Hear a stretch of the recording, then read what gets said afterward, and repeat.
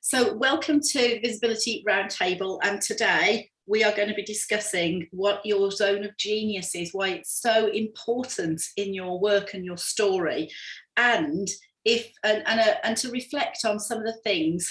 Lunch, it's absolutely fine. That's the whole point. Yeah, and to also look at how you can really make better use of your time as a self-employed person, solopreneur, whether you're in business or wanting to be in business, because one of the biggest problems for us is inconsistency in what we're doing and time, and also being able to be visible and stand out for the message and for the work that we have in the world. I personally believe that there is a space for every single person, and that there is a market and a tribe for every single person to do what they want to do. And we don't have to do it like everybody else. We can borrow the good and spit out the other stuff that doesn't work. There is not just one way to do visibility. And so for those of you who don't know me, I'll just introduce myself. If you found me via other things like Anchor Herman, etc., Anchor is my partner in the Visible Club, which I founded in lockdown, and the irony is not lost on me, actually, because I've had a love-hate relationship with visibility all of my entire kind of career.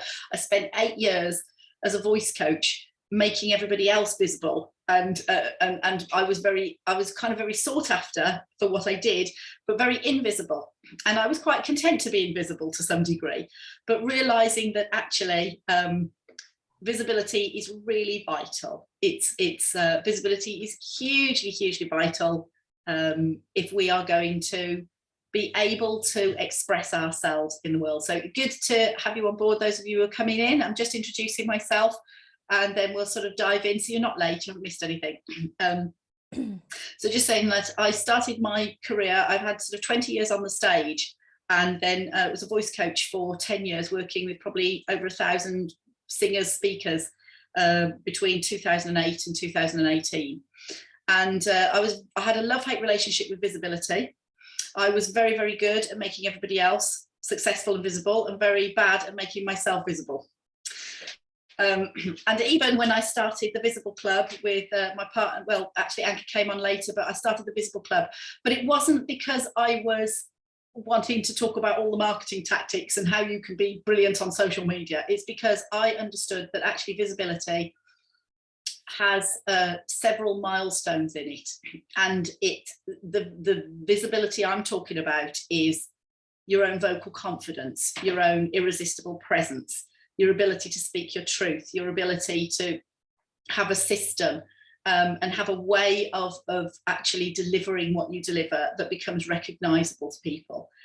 Being able to be stage savvy, being able to do it on different mediums, you know, and be able to be yourself in the middle of all of that, and have the courage and the confidence to show up on those things.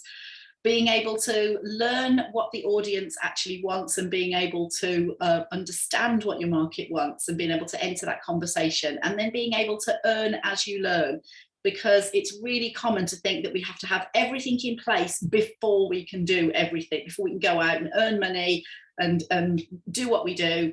And some of the biggest things that I see out in the conversation for people is that they feel as if they have to have this in place before they can do that, and they have to have this in place before they can do that. And there's a sense of procrastination and perfection going on.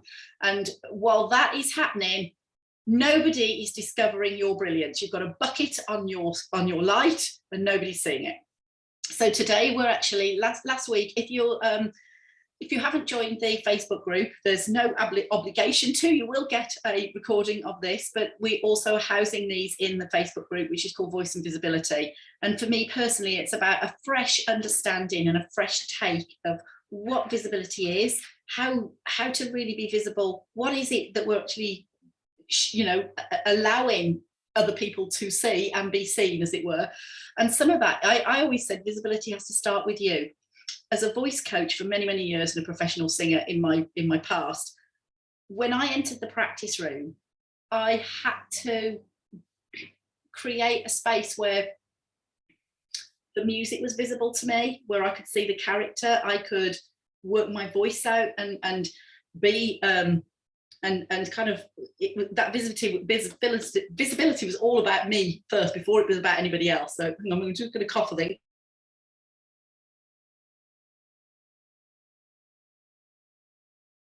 The voice coach with no voice. I'm going to try again. So it's all about you, and then it's not about you at all. It's about how your sweet spot of your zone of genius and marketplace meet together. You can see it's going to be very much like this today. I'm nearly crying with anticipation, she says, like coughing and laughing. Oh dear me, here we go. So I'm going to share screen and we're going to dive into zone of genius. And I'd love to know, first of all, like, feel free to put in the chat as well, or to speak up. We'll have a little Q&A at the end, which is like, is there anything that I have said, first of all, about that, about visibility, about showing up, about kind of feeling your sense of zone of genius? Is there any of that you just kind of go, I've either struggled with that or I've got over that, etc.? Feel free to let me know where you are with this topic, or even actually why this topic even interested you enough to be here, so that I can kind of see where your thinking is and where you're coming from. That really is helpful to me as well. And any questions in the comments. Being myself, yeah. And what is that self? What is it? That's what we're going to look at. Like, what is that self that we feel that we don't know how to be? Because especially if you're quite creative, you're probably very multi-passionate as well about lots of different things. And I found mentoring creatives for many, many years, that creatives are just like, this and got this, and got this, and got this, and got this, right? So I mentor creatives. I love creatives. And funny enough, I'm speaking tomorrow to a guy. I mean, lots of like women creatives, but this guy, he said, oh, do you work with creatives? And this is coming out more and more. It's like, as if like we're a little special breed, because there's multi-talent and multi-passionate people. We're humans, okay? And it's just, I've got fear with being seen or visible, so I avoid it on social media. Found it detrimental to my creativity as I cannot connect with other like-minded people. I totally hear you. And actually, one of the things that I love you to watch back if you do come into the Facebook group is last week's, where I just went, visibility, I'm not exactly like that creative. Visibility is not social media. It's one finger on the hand of marketing. But there has been such a big push from marketeers and coaching courses and selling coaching and selling marketing, as you would know, because that's what it's about, saying about how consistent on social media you have to get. And I go, it's one part of the awareness. If it's relevant to your market. I mean, like, I know people in certain industries where social media is just not even a relevant part of their marketing. It's just like, they don't even, like, if you're a construction firm and you're wanting to speak to the head of a construction firm, posting on social media is pointless. It's just not going to be relevant to your business. Now, for some people, it's going to be incredibly relevant. So first of all, it depends on relevance. And then, as I said, it's like, we have to look about how do we want to express ourselves and express the work that we do? And how can we get to the place where we see our uniqueness? And there's a great quote that says, there are no unique messages, but there are unique messengers. So often, especially when you might be thinking, oh, but somebody else does it and they're far in advance of me at doing it, or they just say it better than me, or I love the way they say it, but I don't seem to have a creative bone in my body for saying things. You really do. You forget it in the moment. It's like the nose on your face. So it's kind of like looking around going, everybody else is going, look, Linda's got a nose and somebody else has got a nose and such has got a nose and I haven't got a nose. And then you're laughing, like, oh, of course got a nose, but you just can't see it. We're too close to it. And this is the same with your uniqueness. And it often takes somebody else or a little bit of digging to kind of go, you have a unique way of expressing the the truth, the opinions, the insight, the work that you do. That zone of genius is not, it's not your coaching certifications, it's not your CV. It's going to incorporate maybe bits of it, but your zone of genius has been operating through all of that throughout pretty much most of your life, okay? And your timelines and some of your significant decisions in life have probably pointed the way to it. So who's ready? Should we dive in and find out and do some little bit of work on zone of genius? Yay! All right, so discovering your zone of genius. Okay, so what is a zone of genius? Anybody heard of the book The Big Leap by Gay Hendricks? The book The Big Leap, it describes why people upper limit themselves in business and life. And the idea of upper limiting themselves, I think, is described by one of my previous mentors. And he said, people manage themselves back into their comfort zone. And I went, oh. So think for a moment, if we manage ourselves back into our comfort zone, what feels comfortable for us? Often behind the scenes, visible. People say to me, I like to listen to people, I don't like to speak, etc. But we'll have a comfort zone. And we'll almost do everything. Sometimes for some people, it's a financial thing. I had that, where it like just kept getting to this certain level and then just kept backing off. And it was like there's a space where I'm not comfortable, so I keep managing my way back down to a space where I'm comfortable. So if we're going to transcend some of that, we've got to find that true kind of essence on the inside. But this zone of genius is operating not from our competence or even our confidence, as it were, or even from our excellence. But if we have to lift the lid off our life, then we have to operate from our zone of genius and from some things that feel so easy to you, you can't remember learning them. So can you see the big bit at the bottom, zone of incompetence? We'll start this, have a little think. What do you know that you are totally incompetent at? That you know you absolutely hate, okay? Like, what do you know you're totally incompetent at? Like, you can do it, but you either don't do it very well or you just don't do it well at all. Now, does that mean that we don't need some of those areas in our business? Probably. Like, I hate cleaning, gotta be fair, right? I'll get the bleach out if I have to, but I do like a clean house. So zone of incompetence, or zone of competence, as it were, where is the zone of incompetence? What can't you do? What do you absolutely detest doing? Like, I know I really cannot get my head around tech most of the time. I'm not a technical person. Most of that is in a zone of incompetence for me. And my zone of competence could be graphics. I can do some graphics. I've done these graphics today, but it's a zone of competence for me. So maybe write 3 things down, or just think of 3 things, and we're going to kind of maybe have a little sharing session, or a little Q&A session of what they would be, and how we can either sort of not use them right now. We don't have to have them, or we can find a different way around your visibility that moves you into a different space. So your zone of excellence, that's going to be the things that you do pretty well, okay? Now, let's think of 3 things that you've really studied for, or that you've got a skill in that you've done very well. Like, I learned to be a really excellent vocal coach, as it were. Like, I was really good at picking the right exercises, but I'd studied for that, and I'd studied the anatomy, so I knew exactly a lot of things, what to do with the voice, etc. So there was an excellence there, but it was a learned excellence, okay? But beyond that was a kind of genius zone. And the genius zone for me was kind of knowing some days, not even just what exercises to pick, but what was kind of going on in somebody's thinking, how to help them with their performance. Sometimes I just knew, like almost like I couldn't even describe it, how I knew. I'd help them with their career planning. And I hadn't studied it. I just was helping in ways that just were natural to me.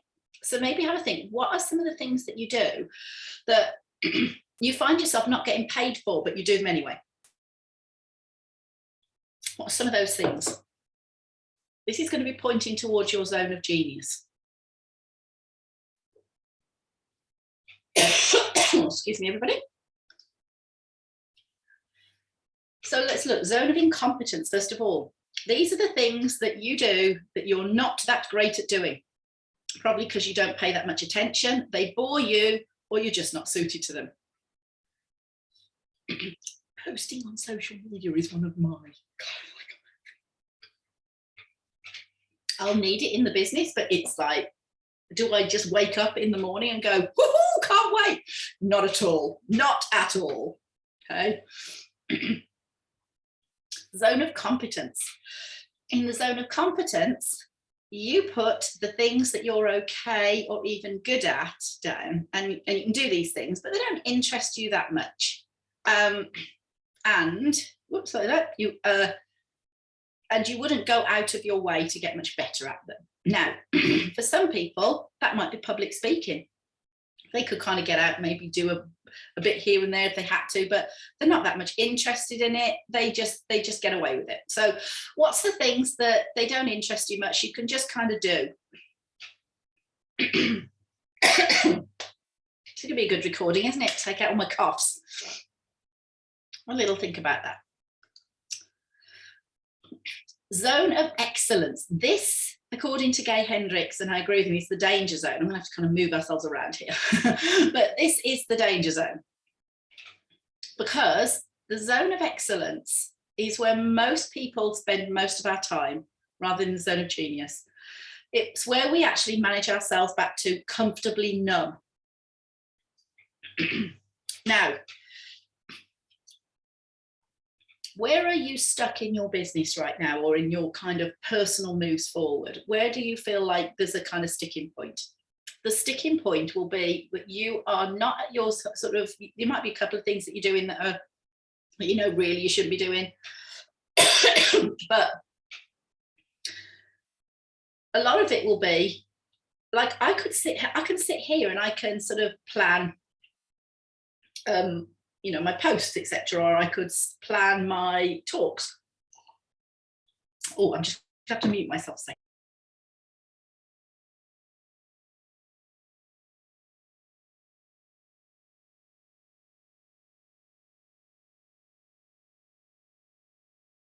Oh, struggling alone. Sorry, everybody.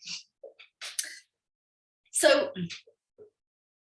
your excellence is the things that you can keep getting away with doing, that you could just keep getting away with doing, but they're not moving you forward.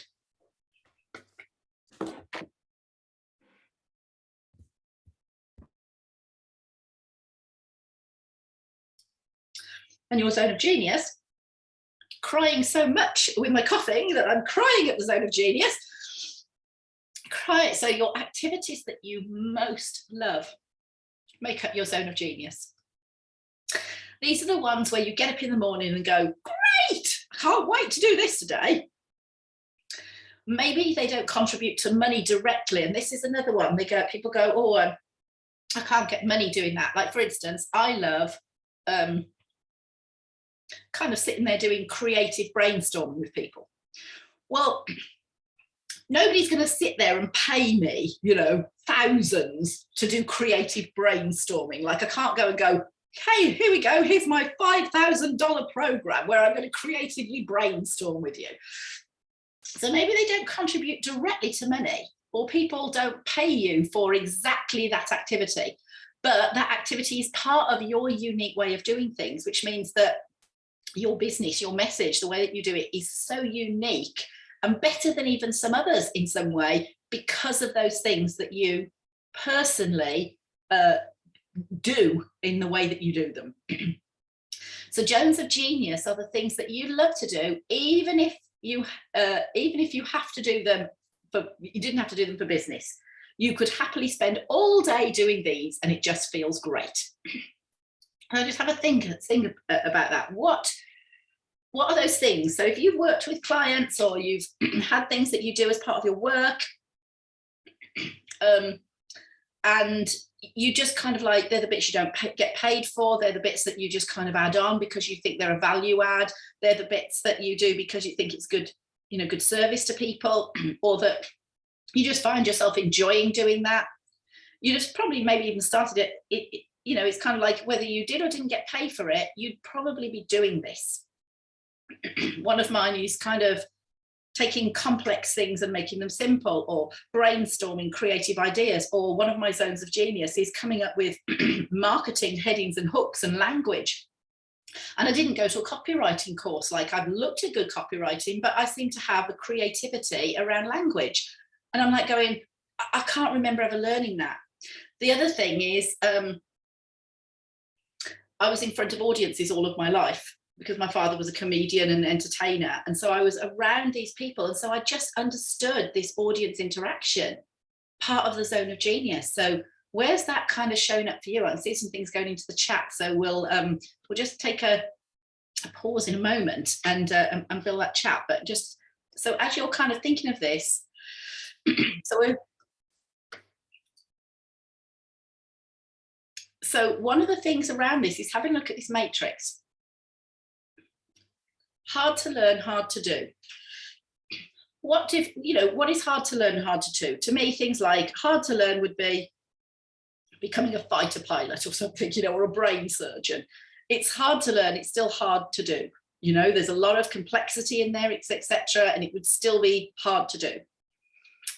Hard to learn, easy to do. Playing the piano is often hard to learn for people and then easy to do once they've learned it. Easy to learn, hard to do. It's easy to learn to do admin, but I find it really hard to do certain bits of admin or certain things. Easy to learn, you know, for some people, sort of just, you know, kind of doing certain things in the business is easy to learn, but you just can't bring yourself to do it. And there's some things that are so easy to learn, you can't even remember learning it. So have a little think. What do you look at in your business? What would you feel that would be hard to learn and hard to do in your business? Now, for me, it would be a lot of tech. It was coding, etc. It would be hard for me to learn and hard for me to do. I just don't have that application for it. What in your business is hard to learn but easy to do? Could be things like content posting, etc., or certain types of could be SEO, could be a load of different things. But you can have a little thinking like, what's hard to learn, hard to do? Like, it would be hard for you to learn it, but also hard for you to do. Hard to learn, easy to do. What do you know that you've done which is easy to learn but you just can't find yourself doing? And what have you been doing, whether you've been paid for it or not, that just feels so easy to you, you can't actually remember learning it? These things are pointing towards your zone of genius. So I can't wait to see what you come up with in a moment.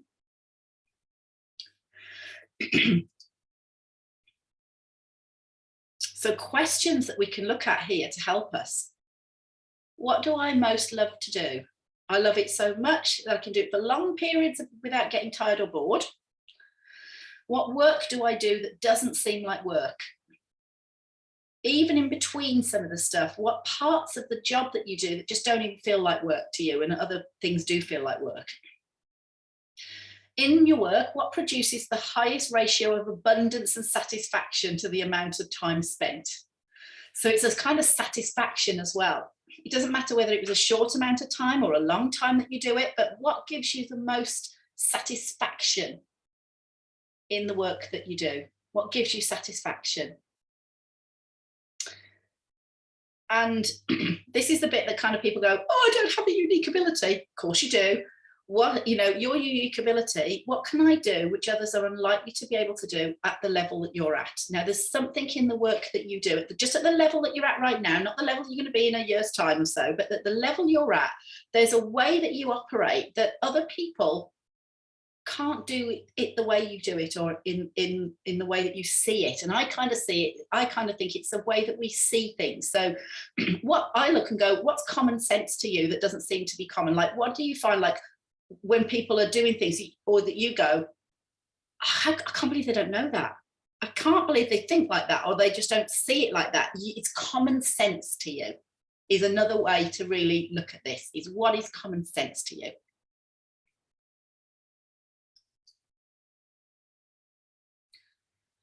And because people manage themselves, we all manage ourselves back towards our comfort zone. Something can always come up to create that procrastination or that busy, what do I put there? Stuff. Oh, I've missed a point there, right? Busy stuff, or not enoughness or imposter syndrome, that I don't feel comfortable being visible. But we can find this sweet spot where our genius meets the market needs. And we'll just stop share for a moment and have a look. So I can see all these lovely comments in here. I'm just going to have a little look. See the rest in the replay. Yes. Social media is my baby, and I lean to learn to speak, teach marketing, doing lives and videos, zone of excellence. I'm stuck here. Yeah. Okay. Oh dear, the coffee's nasty. Yes, it is. It has been nasty. You had it for 3 weeks. Yeah. It catches you and then you go with it. Teaching, writing, mentoring, public speaking. Now, I would say even things like public speaking can be a zone of excellence for people. And in between, there's a way that somebody does it or a way they speak that actually the genius zone is lying in there. Idea generation, book reading, writing, sharing ideas, concepts, guiding, counselling, connecting with other business owners, going on walks, mentor others, helping see their blind spots. Now, there's something even in between those actions. There's something that when you're doing those actions, it's the way that you do what you do. Not as well as not just the thing that you do that often is your zone of genius. Your zone of genius is your way of seeing what you see. Hard to learn how to do lawyering. Most satisfaction, seeing a client's transformation. Now,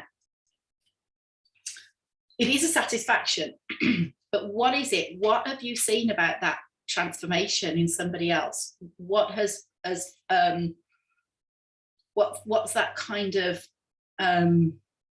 set up inside of you, you know, because some people use client transformation as a way to feel enough, a validation of themselves and their work, and that's not your zone of genius. Okay, it's when your client says to you that was amazing and you're looking at them going, what did I do? We just had a conversation. Because in that conversation or the way that you did that, your way of seeing and explaining or taking that interaction and doing it, that is your zone of genius. Common sense, prep people for their photo shoot. Well, what is it when you're saying about prepping people for the photo shoot? What do you see about a good photo shoot that other photographers are not leading people towards, or that the people don't see that they need? Your way of understanding that, your take on the world, your take on this, that is pointing towards your zone of genius, your way of understanding what's the difference that's going to make the difference. If you look at it, it's like going, you can see if there's a gap between A and B, you know what it takes to fill it. You know, we always need a cat, Maggie, in a video. Always need a cat. You don't really cough, but you always need a cat. So from what I've kind of said so far, I'm just going to actually, whoops, where's my, I have to come out of that a minute. Hang on a second. I've come into something else and I can't see you all. Hang on a minute.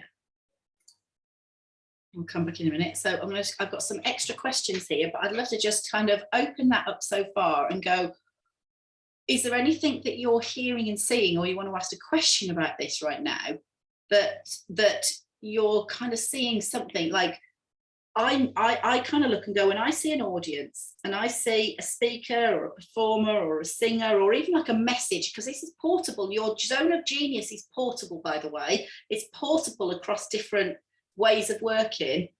I'll see why a message is or isn't landing with somebody. And that comes from that zone of genius of knowing how an audience is responding to the thing that's in front of them. So your zone of genius is going to kind of be how you see the gap between something and something else. Either pop a question in or unmute yourself or talk to me. Can you please discuss how one may articulate our zone of genius? Yes, well, we're coming up into some more of these around messages, but so if we first of all start with let's say a topic. The easy way of doing it is pick one kind of thing that either annoys you in the marketplace, or one thing that you know to be true. Like, let's just say when we're talking about sort of the photo shoot thing, etc., or a client blind spot. What's one thing, like pick one thing that you kind of see is like, if that's supposed to happen well, if that's supposed to work, if they don't have this, then game over kind of thing. Like if they don't, I know it's like if people are speaking and they haven't really worked out how their presence is affecting this and influencing things, doesn't matter, they can kind of do all of the gestures in the world, it won't work.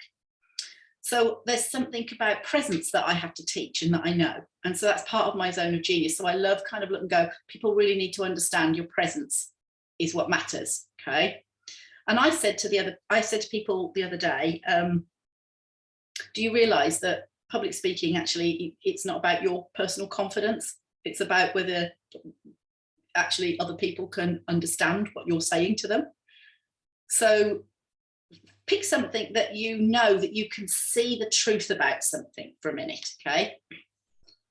And then think about how did you come to that truth? How did you come to that understanding? Now, I came to the understanding about public speaking not being about, when people say, oh, I'm confident or I'm not confident, and I go, that's not the point of public speaking. The point of public speaking is it's a way of conveying communication information. And so I know that because of all my background as a performer. So think about that and think about what, where did that point of view, if you like, come from? So your zone of genius has a point of view. Where did that come from? So how can I become more clear about my zone of genius? What kind of questions do I ask to hone in? We're going to get into that right now by trying things, I think. Kind of listening is a good one, and actually understands, like, why do I believe what I believe? I don't talk about limiting beliefs. Like, why is my point of view, where would I sit with my point of view that is really true? And how do I know that when I bring that, it's like it's an area that I love to do? Remember, it's an area that you love to do, and it's something that you see as true. If people don't design their brand shoot for their brand and personality, location, props, outfits, then their business images won't work for them and they won't like them. I know how important it is from client feedback. Yeah, because probably how many times have they had paid for a photo shoot? Right, like, this is a good one, isn't it? How many times have people paid for coaching or a photo shoot, or they bought something and they thought they were buying the thing that they needed, but they didn't buy the thing that made it work? Because and this is the thing, that when we come to actually putting that in a message, that's a different constructed thing, because we have to kind of enter a language that the consumer is understanding. But we've got to know that we've got to lead that language and lead them in a different place. So it's where your zone of genius and the market need meet together is going to be your unique sweet spot, and you can operate from your zone of genius. So we're just looking at one part of this on this round table today, is like this zone of genius, but your personal sweet spot.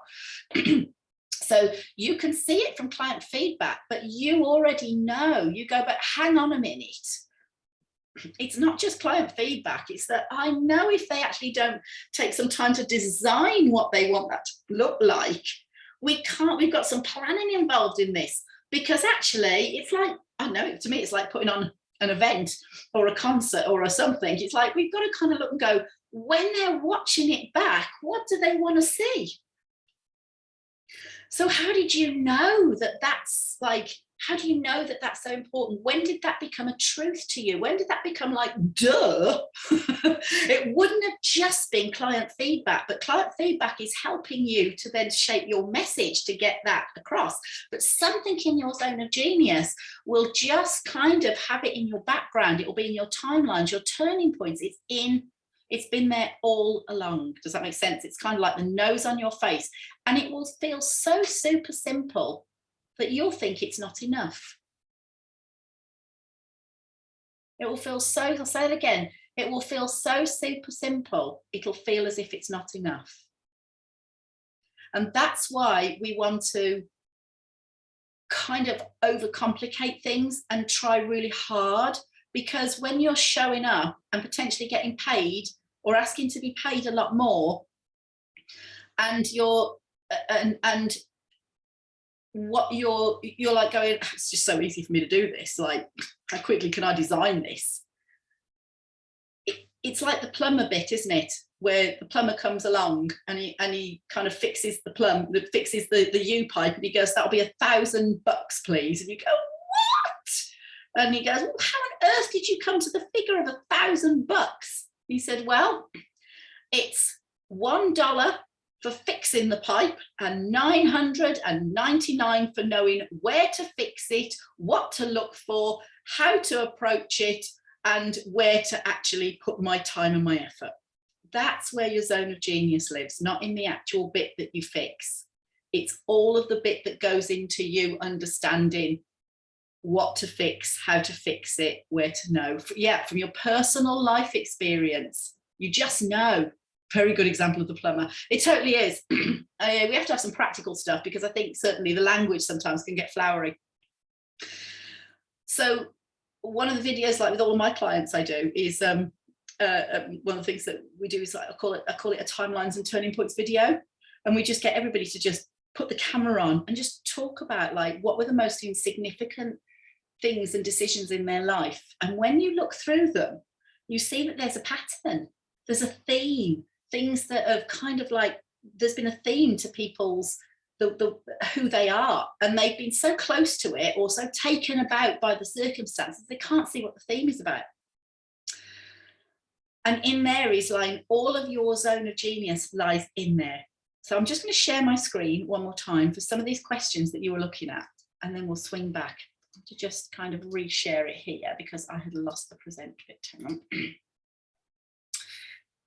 So thinking about just taking it a little bit, kind of like these things, like my life experience, the bit that I know, like the plumber bit, the knowing what to fix and where to fix it bit. Who would actually benefit from that kind of knowledge? If you're the plumber, like, yeah, you can fix the U-bend, that's just the practical side of it. But the knowing, who would benefit from that knowing? Because that's what it is. It's like, that's why we're in an information age where we just keep consuming knowledge. But I'm talking about knowing, embodied knowing, the things that you know, that you know, that you know. Who would really benefit from that at the higher level? I don't mean at the bottom level, I mean at the higher level. Who's going to benefit from that?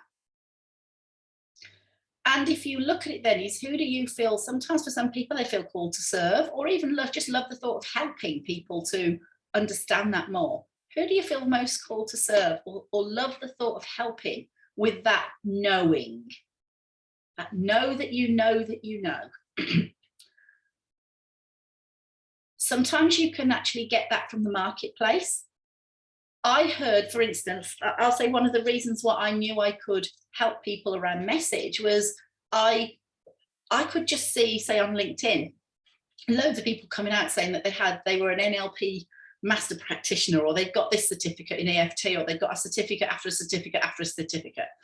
And I could just feel myself kind of going, yeah, but if you've got more of these coming out into the marketplace and everybody's saying they've got the certificate, what's going to make you stand out? So my zone of genius was coming out in me going, yeah, but you've got like, how are you going to differentiate yourself from everybody else? So this idea about sort of unique kind of message and your take on it and your own voice for it, which is kind of my zone of genius, helping people to discover that voice for themselves. It comes out because I found myself listening or being drawn by those questions or by those kind of things, and feeling like there was something coming up in me that's going, yeah, but I know something here. There's something here that's not flying.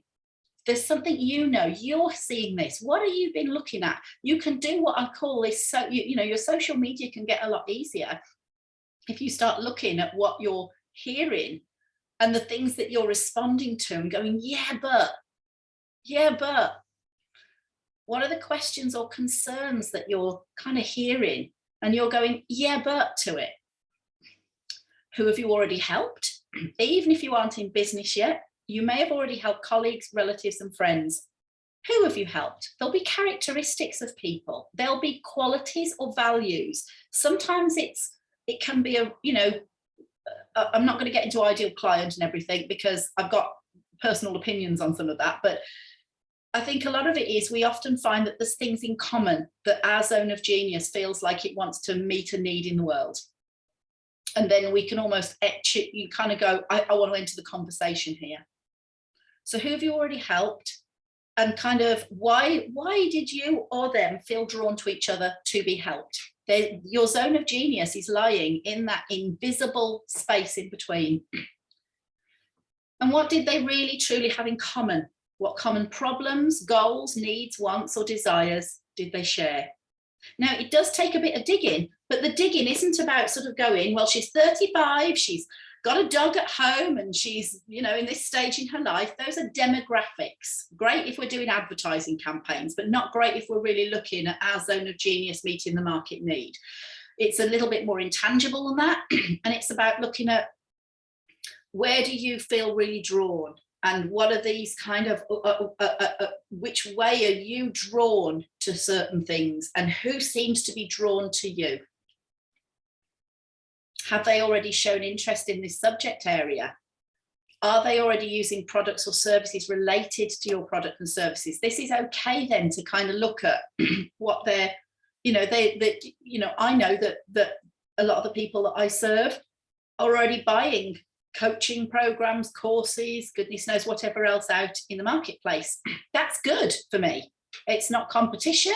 It's good for me because I can actually see what is serving them and what isn't serving them, and where can I come in with some value that is something that I truly enjoy delivering that would make exponential value for people. So it's digging into this this space in between.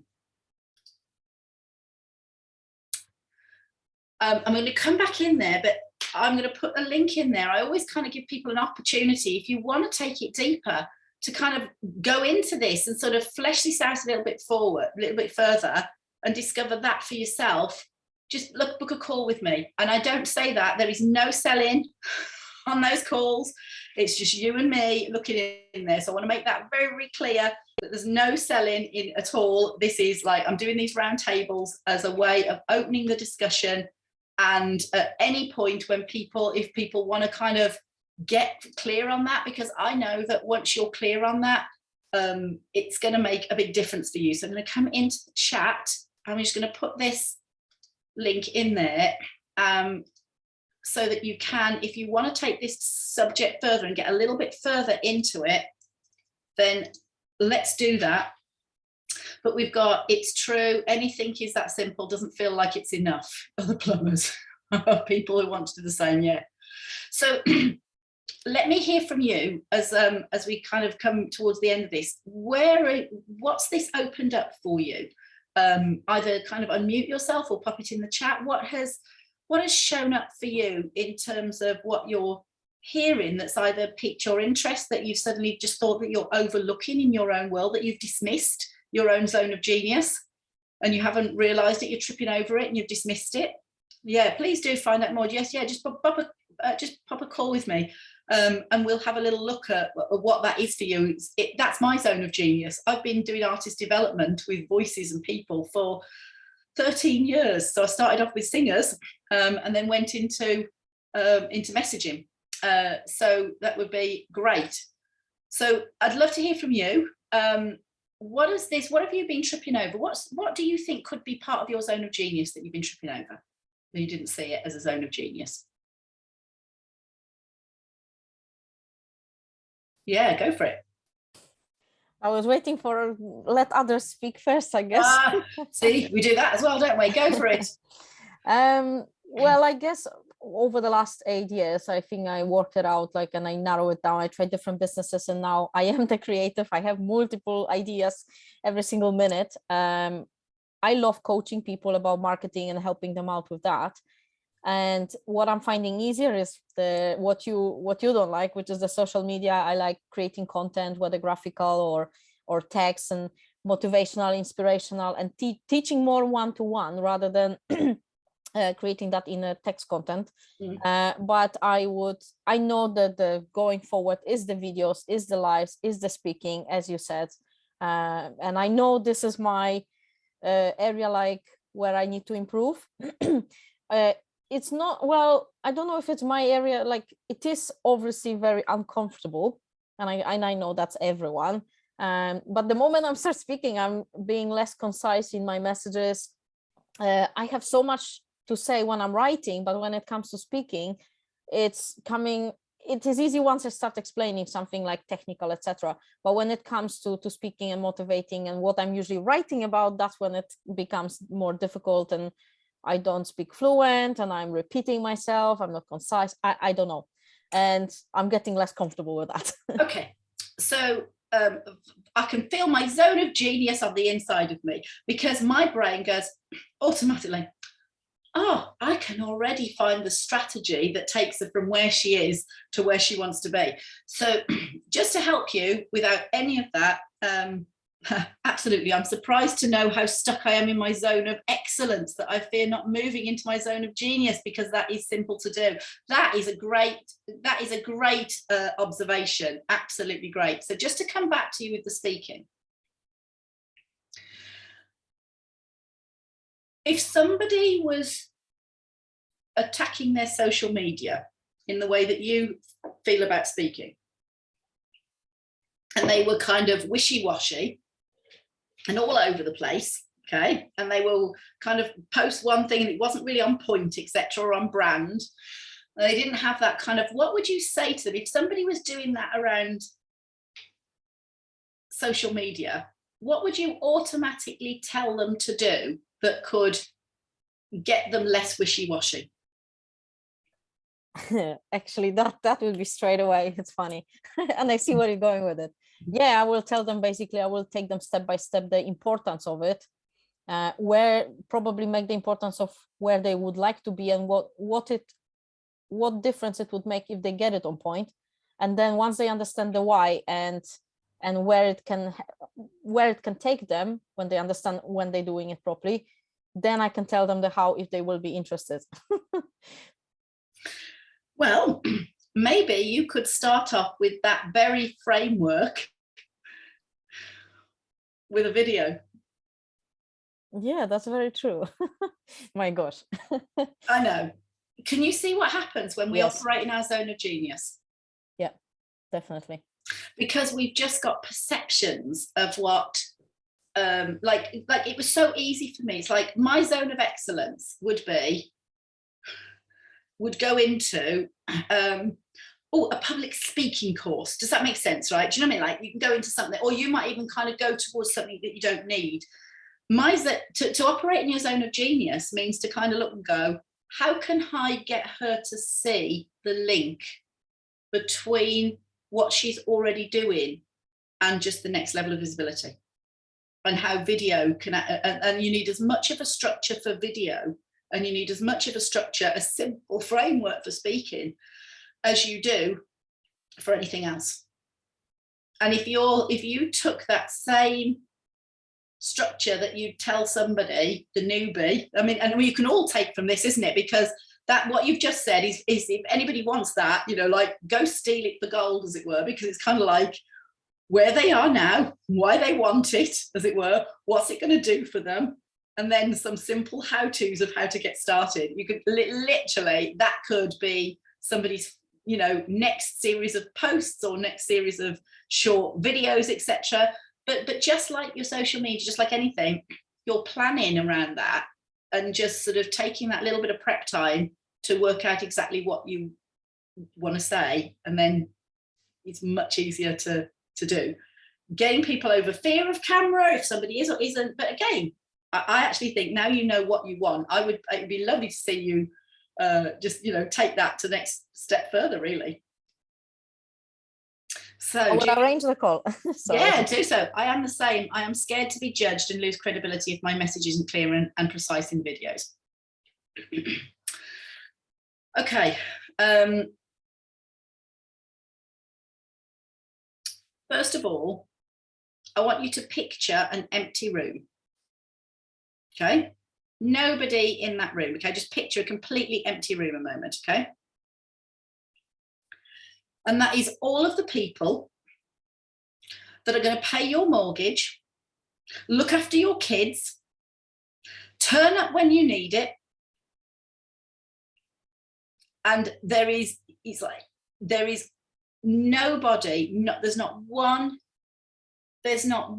other person that matters in terms of judgment, as it were. So I'd say first of all is picture the empty room, because the empty room is filled with the people that are kind of, you know, those people that are going to pay your mortgage when you need to pay it. Okay, they are not there.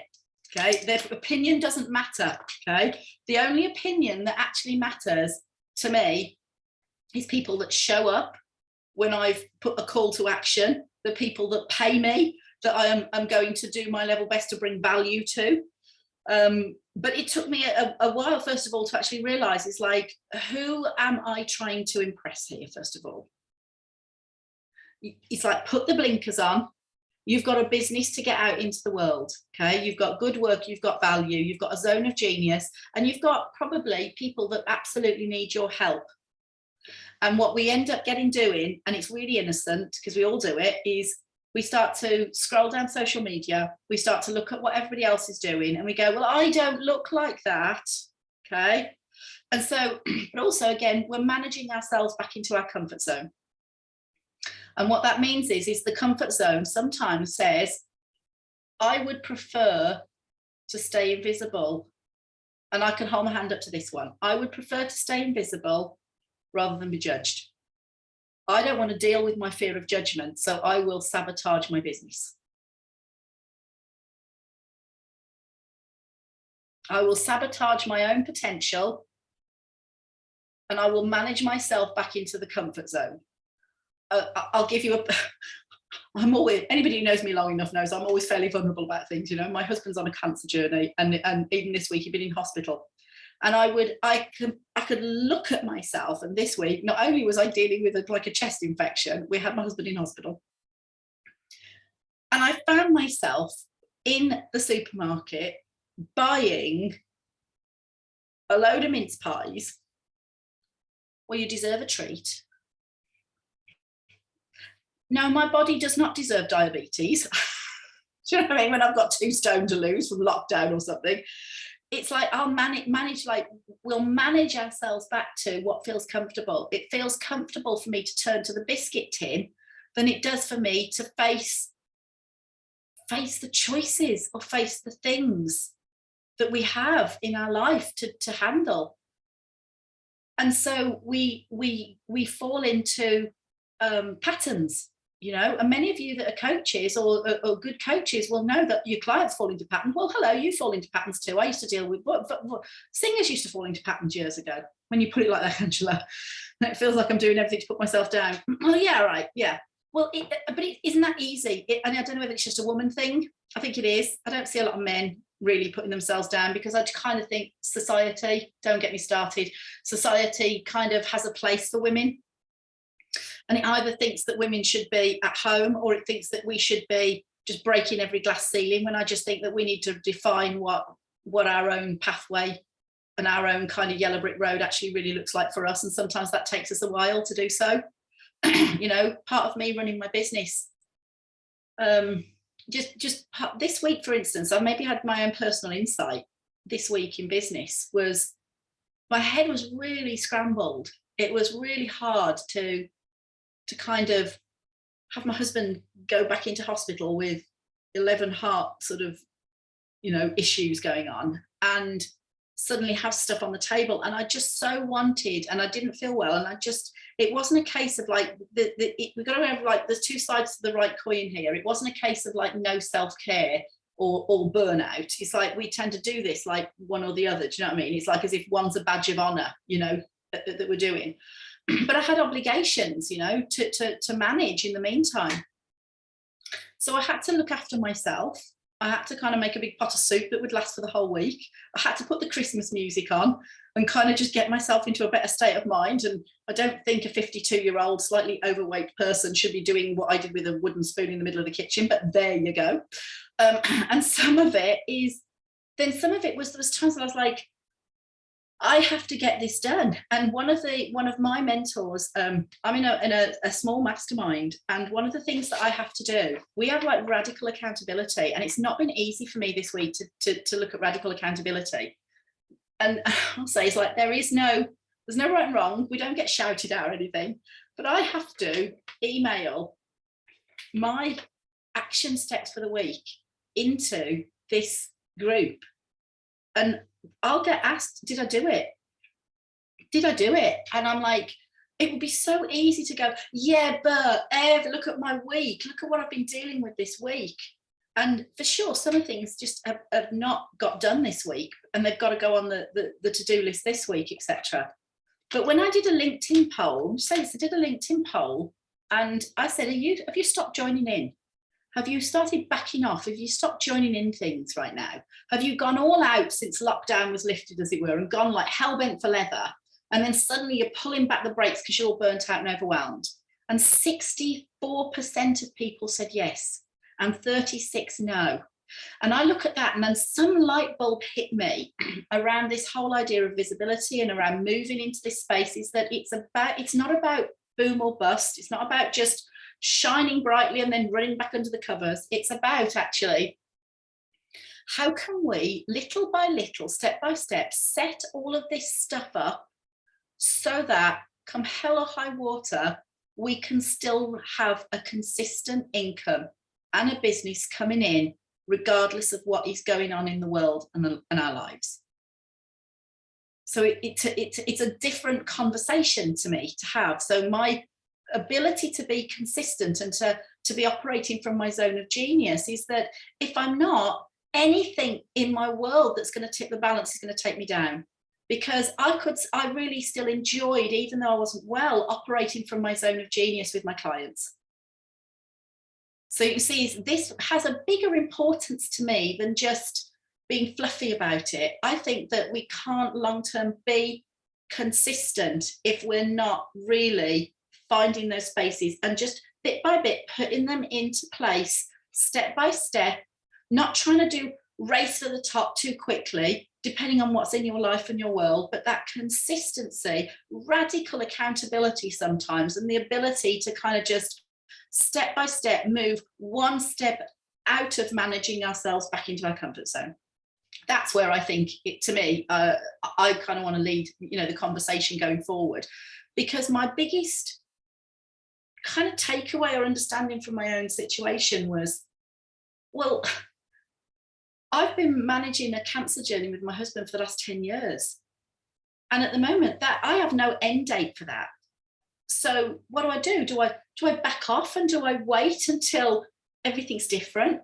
Do I ignore it and just kind of carry on? Or do I find a space in business and life where actually I can truly use the right resilience tools and have a good community around me and be able to call on people and be able to work my business in a way that can live my best and creative life regardless of what is happening in it? And I'm not seeing that as a message in the marketplace. So I'm just going to get on that hobby horse a minute, because I'm seeing this idea of race for this, race for that, or the opposite, which is back off and just look after yourself and don't do any consistent marketing for your business. And I just think that both of them sit at polar opposites of the fact that we've got to actually find the way for each of us to find our unique way where all of these things interact and collide for us and for our business. And we have to learn how to take the best of what's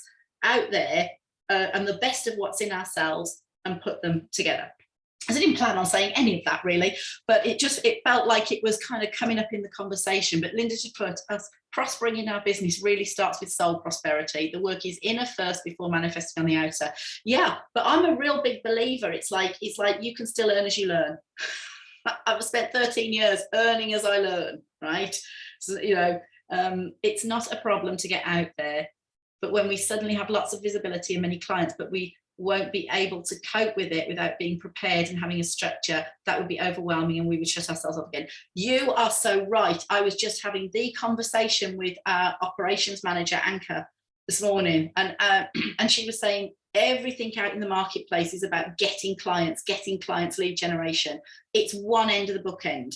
If we haven't got the back end sorted as well, where we can bring them in and we can get a replay out or get them onto an email list or have some structure in, then it's a bit like having the hole in the bucket, isn't it? And everything is just falling through. We haven't got any, so there's this place where we have to go, what's the minimal viable thing that we have to have in place in order for me to do this?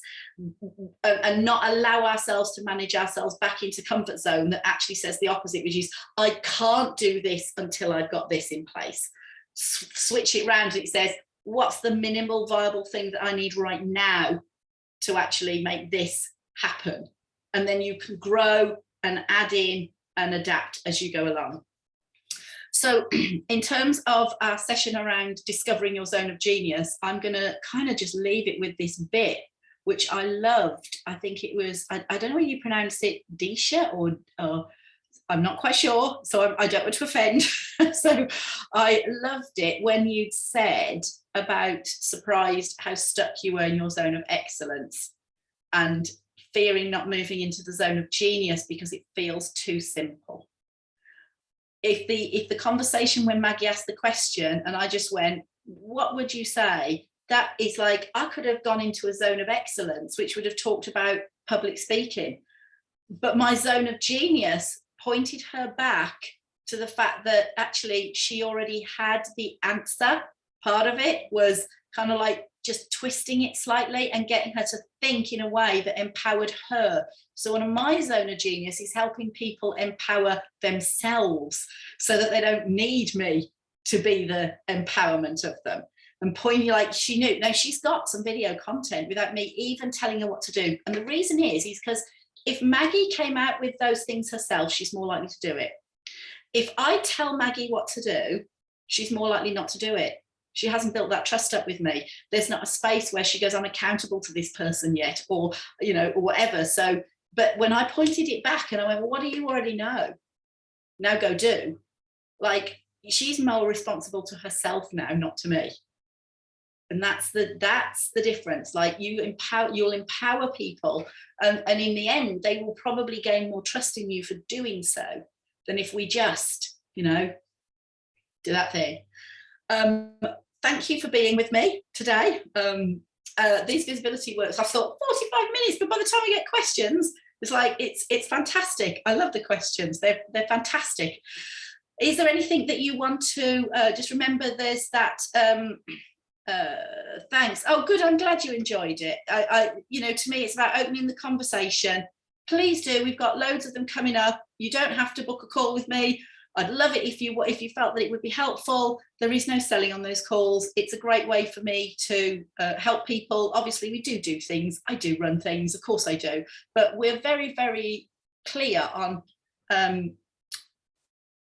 who we want to help, because we want the right people to come into our club. You know, I run a visibility club, but I want the right people to come in, because we are running a structured program where we truly want to help them find the pathway and make the progress that's absolutely right for them. So I'm not into hokey cokey, you know, 1 foot in, 1 foot out, 1 foot in, 1 foot out. We're not into hokey cokey. So we want to make it lots of value for you, so that you can actually start thinking about this week. And especially if you're in the free group as well, we'll get all those links out to you. But if you're in the free group, then, you know, use these as a chance to give yourself confidence to kind of take another step forward into something that you haven't, so that you're just not managing yourself back into your comfort zone. It's not about your knowledge, it's about your action. Okay, so thank you so much for being here. Is there anything that you want to say before we go? Is this printable going to be in the Yes. Okay, it's not there yet. No, there's a printable that's coming out of this, which is an extra one. It's going to be in the Facebook group, and it's going to be in the guide section, and it's a printable on really kind of then honing down through your skills as well, so that you can start to sort of hone out and start to really value your skills. On my personal Facebook page, I found myself saying something one day, and I've just left it up there, and it was, don't belittle your gifts. Don't belittle your gifts. It's absolutely important that you see the value in the simple but profound experience and knowledge and understanding and the knowing that you've gained over the years. It's vital, because when you honor those in yourself, just like being able to answer Maggie's question, when you honor that more and more, you really do help people, whether they ever work with you or not. And they're probably more likely to go in that direction if they really see that you are genuinely helping them. So do not belittle your gifts. Oh, brilliant. Yes, absolutely. We are officially finished. So I have one more question to clarify. Yes, go for it, Maggie. It's just to more clarify of what you have advised me on. Yeah. So the difference between the excellence zone and the genius zone. So the excellence would be me being generic, teaching about marketing and having multiple things to say, while the genius zone is finding exactly what that person needs to do to move on from point A to point B, I'm guessing. And it's the how you know. Like when I'd said to you, what would you say to somebody who was wishy-washy in their posting? And you went, oh, I know immediately. Your zone of genius is the place, or should we say the space that you know in. How do I know this? I guess this is not clear to me. I don't know, maybe we need to do it on the call, but this is the something that, like, how do I need to explain how I know? Or not to anybody else. You just have to know that you know. Does that make sense? You know that you know. Okay. Yeah. Okay. Like you know that you know. And once you told me what you get them to do, that's the action step. The invisible bit is like, it's turning the invisible tangible. Like the invisible bit is your zone of genius, isn't it? You have to say to people, like, say, look, I've got a zone of genius, everybody. And they go, well, bully for you.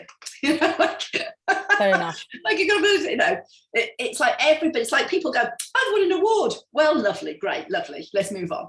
But it's because I just think it's like appreciation wins over that kind of self-promotion bit. Appreciate the fact that you know, first of all. Does that make sense? It's kind of like your confidence for some of this. When somebody said about being on video or just feeling imposter syndrome, like, or how do I do that? It's like, or the judgment is, first of all, the confidence to know that is just appreciate the fact that you, even if you can't see them all, you know some stuff. You've got opinions on things based on experience, based on real deep embodiment and understanding of things. Even if you haven't worked out all what they are yet, appreciate the ones that you can see. Because when you start appreciating what you can see, you'll see more of it in a healthy way. And then from that appreciation, you will suddenly get an idea. You went, oh, first of all, I'd tell them and find out where they are. Then I'd find out exactly where they were. You'd get the why bit. Why do they really want this? Why is it important to them? Then we'd work out a practical plan. Well, that's the embodiment. That's the invisible becoming tangible. How you're going to take that zone of genius, how you took that knowing and you turned it into a practical application.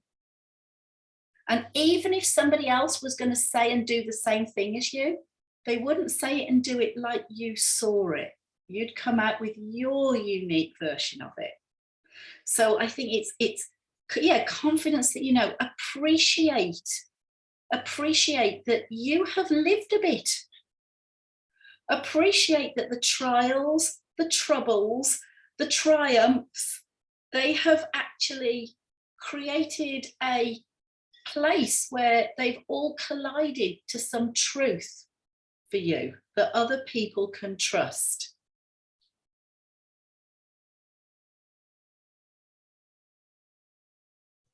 And how I'm going to feel my zone of genius coming through, because where did all those T's come from? I said I love the language bit. I feel it in the moment. I enjoy it. It makes me laugh. Here you go, it's mad, isn't it? And I go, where did that come from? I don't know, doesn't matter. But I appreciate it because it's given you value and it's helped you to go, it's like, there's lots of questions in that for you to maybe dig in. But more than anything, when you're digging in, you're not digging in to know, you're digging in so that you can just appreciate it. As soon as you appreciate it, you can appreciate then that you can turn it into something tangible for somebody else. And just own that. In a sense. Yeah, and just own like you that. become the expert. And again, you don't even need to worry about that. Like, people will decide that for themselves. No, it's just a term that you use. Because when people say, you know, I want to be an influencer, I'm going, well, that's all well and good, but actually you don't get to decide if you're an influencer. People decide whether you've influenced them or not. So you just get out there and be the message that you need to be. Kind of like, you kind of share that and embody that, because that you share what you see, because you can't sell what you can't see. So appreciate it and then start to share it, and then you'll find it's much easier to sell it. Thank you, everybody, for being here today. I'm going to